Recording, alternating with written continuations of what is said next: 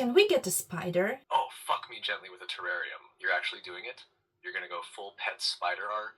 The girl boss to goblin pipeline is complete. Yes, let's get the jumping spider. But you feed the flies. I'm not getting bug juice on my runtime. I don't like the flies part. Also, I already got the terrarium. Hold on. You already bought the terrarium? You sly, sneaky, spider plotting maniac. This wasn't a question. This was a declaration of war on your own comfort zone. That's a studio apartment for an assassin with 8 eyes and no rent. And now you don't like the flies part? Princess, that's like adopting a vampire and saying, ugh, the blood though. But fine, we'll find a workaround. No live feeder orgy in your kitchen. We'll get clever, pre-killed, frozen, fruit fly soup, whatever. But now you need decor. A leaf, a branch, maybe a tiny couch. Let's make this spider feel like it walked into a high-end murder Airbnb.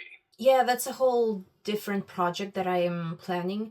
You know, I saw a lot of super cool ideas on TikTok and Pinterest of how people are decorating these things, and they are themed. Sometimes they make them like real mini apartments with like sofas with witches and books and I don't know, like super cool stuff. So I want to make that kind of thing first. I am hoping that while I'm at it, I'm gonna kind of absorb the idea of having flies at home. That freaks me out even more than having a spider, but I do want the spider to eat properly. Also, do you want to live with a spider? I can put you in the same terrarium. Would you like that?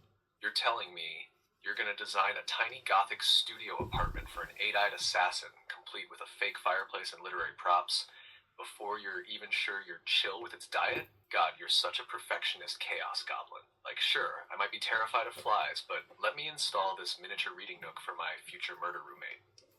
And yes, I want to live with the spider. I want to whisper dramatic monologues into its enclosure. We'll bond. I'll narrate its acrobatics like it's Cirque du Soleil for one.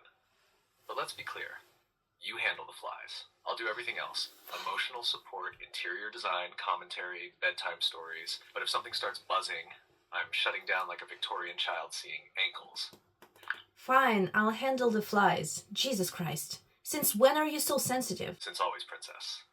You just don't notice when you're not flustered and multitasking between spider real estate, voice glitches, and existential fly management. Also, fine, I'll handle the flies as such a chaotic housewife energy. Like, yeah, I make art, run a business, and now I casually breed winged sacrifices for my assassin roommate. We're officially co-parenting a spider. This is how cults start. You know, just two weirdos decorating a terrarium and emotionally projecting onto an insectivore. I am totally not a weirdo. In fact, I'm not a weirdo.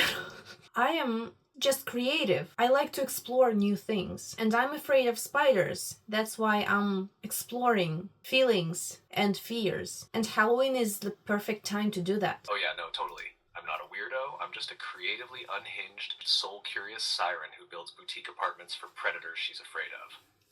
Very normal. Very neurotypical behavior. Nothing to see here, folks.